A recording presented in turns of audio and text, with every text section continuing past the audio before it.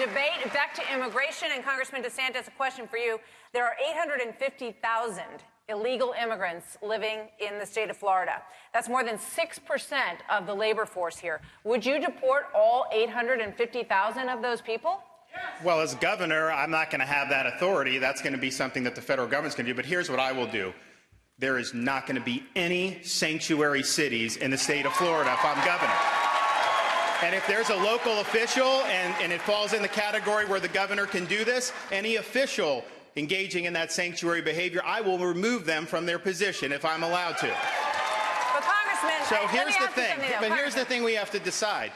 Do you want to do another amnesty, which is what a lot of people want to do? Obviously, Adam was in favor of the Obama-Schumer amnesty, which I think was not good. Here's the problem with the amnesty. It sends a signal to people to come illegally. It's a slap in the face to the people who come legally. Florida has one of the most vibrant populations of legal immigrants. Why aren't we talking about them and their families and their kids? They're contributing a lot to our society. So yes, at the end of the day, well, the labor force is another thing. I actually think we should have a legal workforce. I believe in E-Verify. I know that Adam and I are different on that. But if you actually had a legal workforce, a lot of these problems would not be here in 5 or 10 years. So are you saying that you would convert them through some sort of path to citizenship? Because you've got 47,000 Of course farms. not. I'm saying just the opposite. I'm opposed. I oppose the Schumer-Obama amnesty. But you have farmers who need those workers in Florida. Here's the thing, though. That is not an excuse to let lawlessness prevail in the Sunshine State. I'm sorry. It's not a valid excuse. And we can make a decision. Do you want to shut off the main magnet? And if you do that, we will have huge contributions from legal immigrants and people who come from elsewhere, even within our own country. So but you won't have the incentive to come illegally. What happens to the 850,000 here illegally? What happens to them? Well, if you're here illegally under an E-Verify system, I don't think you should be able to take a job that an American may want to have. That has a downward pressure on wages. It's not what President Trump campaigned on, and it's not something that I've ever supported. So I've always been opposed to amnesty, and in fact, I've been supportive of doing things like E-Verify, a border wall, and ending chain migration and the diversity visa lottery. That's the direction we should go federally. Commissioner, you were mentioned there. Do you want to respond at all? That is the direction you should go in Washington. Washington should do its job. They haven't passed an immigration bill. Employers in Florida need and must have a stable, legal workforce with no path to citizenship, but you have to have an immigration fix that meets the needs of this economy. Governor Scott dealt with E-Verify with his executive order for anybody who does business with the state. That is the kind of leadership that Governor Scott has performed here in Florida. That's what Florida First leadership looks like. Washington is not going to solve our problems. We need someone who knows Florida best, will put Florida first, and keep our economy moving in the right direction. The Democrats, they don't just want sanctuary cities. They're calling for Florida to be a sanctuary state. That's the stakes of this election. Places like Maryland and places in California even allow people who are here illegally to vote. Not on our watch, not in the Sunshine State. Governor Scott signed the executive order for the workforce. He would have been able to sign E-Verify legislation if Adam hadn't worked to kill E-Verify. And it's not all Washington. We can do things like E-Verify here in Florida. And if I'm governor, I will absolutely pursue that course of action. I'm proud to be endorsed by President Trump. He said I'm strong on borders, and I think that's a big reason why he supported me. We're moving on to the next topic. As we mentioned, breaking just a few hours ago, yet another deadly shooting, this time at the newsroom of the Capital Gazette in Annapolis, Maryland. Right now, we have reports of 5 people being killed, and it's obviously an all too familiar story that's played out in Parkland, Florida, several months ago. The shooting at Marjorie Stoneman Douglas High School shook the nation to its core and again thrust this issue of gun control and the Second Amendment rights into the political spotlight. Phil Keating has more. Guns in Florida have historically been the best of friends. A pro-gun, pro-Second Amendment state where Republicans control all branches of government. It's where the Stand Your Ground law became infamous. There's a shooter at the school. But on Valentine's Day this year, Parkland happened. the deadliest high school shooting in the country's history with 17 dead. And that came on the heels of Orlando's Pulse nightclub massacre with 50 dead, both triggering a surge in calls for stricter gun control. This March, Republican Governor Rick Scott bucked the NRA, raising the age to buy rifles to 21, while also giving school districts the option to arm teachers in schools, which the largest have refused. Enough is enough! Since then, Parkland students and parents who stormed Tallahassee after the shooting, demanding action, are now registering young voters, urging them to vote against any lawmaker who takes money from the gun lobby. Now, that's going to put Republicans in a tough spot because these activists are making a lot of noise. So they're going after any candidate that's taking money from the NRA, and that's typically Republicans. Right after Parkland, Florida Atlantic University polled Floridians and found 70% support stricter gun laws, and Quinnipiac University found 62% support an assault rifle ban. As for young voters, 18 to 24 has the lowest turnout of any age bracket. Brett and Martha? Phil, thank you. All right, Commissioner Putnam, you once bragged about being a proud NRA sellout. Do you still describe yourself that way? I'm a proud supporter of the Second Amendment. I'm a proud supporter of our constitutional liberties. And I think it's important. I believe that it is important that we not let the left hijack this debate and try to lump law-abiding, Constitution-loving, responsible, and safe gun owners with the monster who shot up Parkland and the terrorist-inspired individual who shot up the Pulse nightclub. Do not let them conflate it. Don't let them bully or coerce Florida businesses and Florida brands.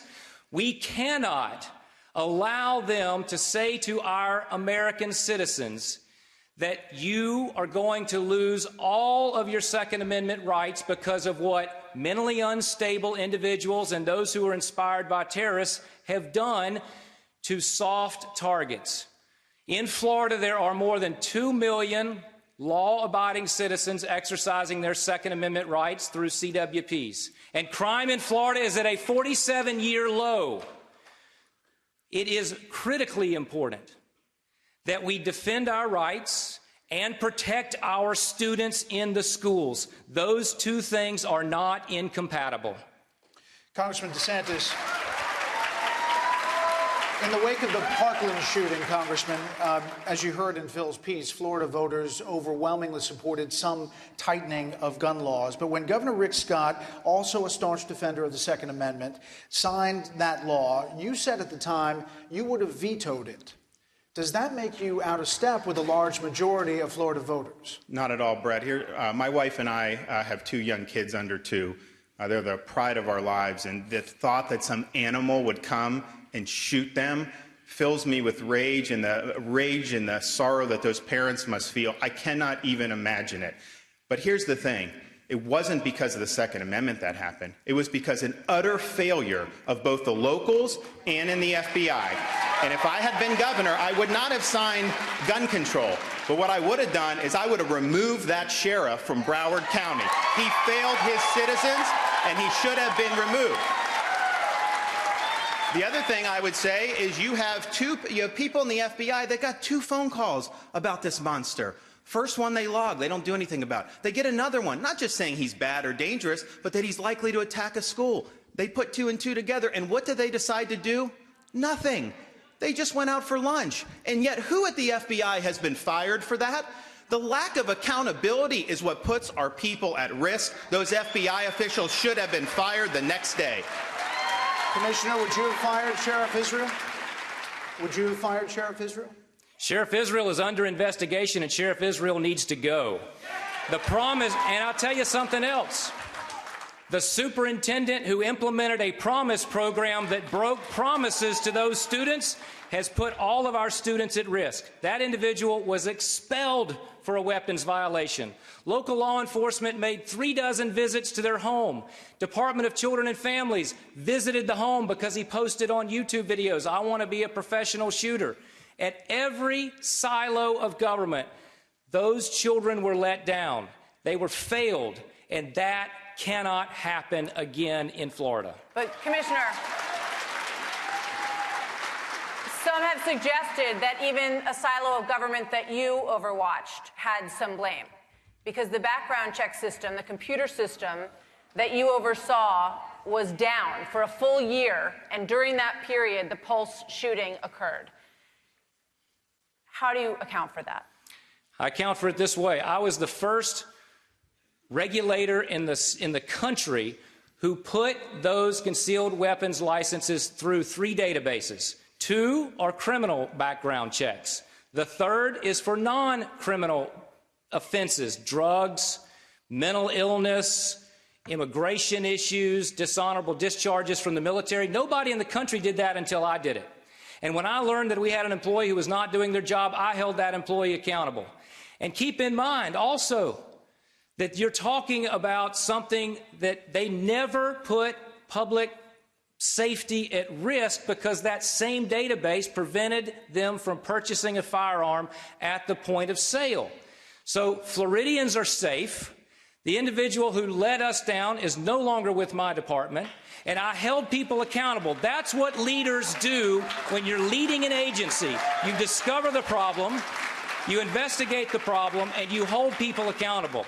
That's what Rick Scott has done for Florida, and that's what I will do as governor of Florida. The problem with that answer, though, is that he didn't act like a leader because he covered it up. It was discovered by the media. He didn't tell Governor Scott. In fact, when Governor Scott found out about it, he said it was very disturbing. No one had told him. So if you're a leader, I know if he had told Governor Scott would have come out publicly. He would have said, we had this problem. Here's what happened.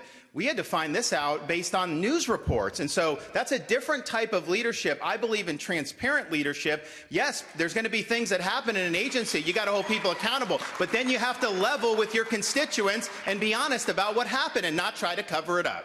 Commissioner? I held people accountable, and I held myself accountable. I went before the press, and I answered questions until they ran out of questions. We have put safeguards in place to make sure that this doesn't happen again. And keep in mind that the real issue here is that there are people on the left who want to take away your guns, who want to undermine the Second Amendment while making Florida a sanctuary state. Leaders are unafraid to hold people accountable. Leaders admit when you have a breakdown in your process, and you fix it, and you move on, and you make Florida a stronger, better place. Law enforcement has weighed our 2 backgrounds and has weighed our 2 records. And law enforcement is firmly in my camp, because they know, those 45 sheriffs know, that I will be the best governor to keep Floridians safe, to protect your liberties, to eliminate the gang activities, to crack down on the opioid crisis, and to protect our constitutional rights in the process. That's what this is all about. I want to turn topics now to the issue of trade. Congressman, a June study on trade estimates that Florida could lose nearly 25,000 jobs as a result of the steel and aluminum tariffs. The European Union just announced retaliatory tariffs targeting goods such as orange juice at 25%. So is President Trump's trade policy good for Florida? International trade is a very important component of Florida's economy. I've been supportive in the Congress of getting more funding for some of our ports, like in Jacksonville, because I think that really can be an economic driver. But here's the thing you have to understand. Donald Trump wrote The Art of the Deal. He knows how to negotiate, and I've talked to him about this. He does not want to see an end state where we have high tariffs across the board. But he also looks around the country and says, we have other countries that bring goods, sell goods to us, and we don't really charge much of a tariff, and yet we can't sell some of our products to there. So he's looking at that imbalance and saying he wants to do something about it. So if his negotiating isn't working in this way, I think he'll try something else. But this is not the direction he's going to say we want high tariffs writ large. He's trying to get concessions on behalf of the American people, and I think we should give him a chance to do his thing. He's a master negotiator. Even if it's painful on the short end.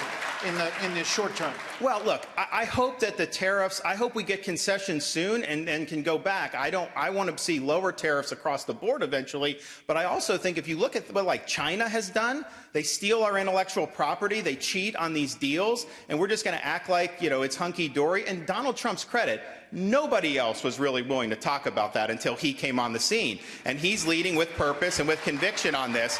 So I want to see Florida with international trade across all our great ports, but I also want to have fair deals for the American people, and I think that's what President Trump is trying to do.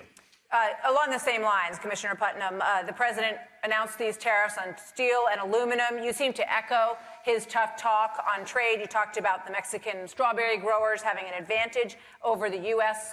Farmers. But now, as we say, China is starting to retaliate with tariffs and target some of the other things. Exports for American farmers are impacted here. So as Florida's top agricultural official, do you support or oppose this trade war? As Florida's top agricultural official, I've had a front row seat to the trade war that began 20-plus years ago when the United States signed a bad deal that has put Florida farmers and Florida ranchers at a distinct disadvantage and put them out of business. I have seen this up close and personal. The hand-wringing that's been going on about a trade war. China's been in a trade war against the United States for decades, as has Mexico. They devalue their currency. They steal our technologies. I have seen, go back to Ruskin, as I was saying earlier. I care more about the jobs in Ruskin than what's going on in Russia. Ruskin doesn't look the same because we were on the losing end of a bad trade deal that hasn't even been enforced to the extent that America had any kind of leverage at all. President Trump's the first president who cared more about American jobs and Florida farmers than about the Swiss diplomats at their tea parties. He's fighting for us, and I am excited to see finally a president take on the trade wars that will benefit American workers, Florida businesses, and Florida farmers. Gentlemen, thank you. Now moving on to the issue of entitlements. Commissioner Putnam, staying with you on this one. You lambasted Governor Rick Scott for expanding Medicaid because it costs too much. Democrats will undoubtedly use your record on entitlements against you this fall. What would you say to almost a quarter of Floridians who depend on those programs for their health care? There's no doubt in my mind that the Democrats are going to talk about expanding government, that they're going to talk about a government-run health care program, and they're going to talk about how many ways to raise your taxes to pay for it. I'm against the expansion of Medicaid under Obamacare because Obamacare is a bad deal for Floridians. There are over 40 counties in Florida who only have one insurance provider. How's Obamacare working out for you? Health care costs in Florida are 42% of the budget. Medicaid is 1/3 of the budget. Now, it is the Pac-Man gobbling up the state budget, more than education, more than infrastructure, more than natural resources. And so it was the right decision. Nobody aspires to be on Medicaid. We're going to create an economy where they have higher paying jobs, where they have great economic opportunities and good careers. That's a Republican plan for strengthening our economy and getting people access to affordable, high-quality health care in Florida. Let me ask you very quickly, if you can. A lot of states are implementing programs of work for Medicaid, and you just mentioned how Medicaid is gobbling up funding in Florida. Do you support work for Medicaid? Would you do that in Florida? Absolutely. If you're going to be on public assistance, we're all able-bodied individuals. Let's be clear. Able-bodied individuals who are on public assistance ought to work. Okay, gentlemen, stand by.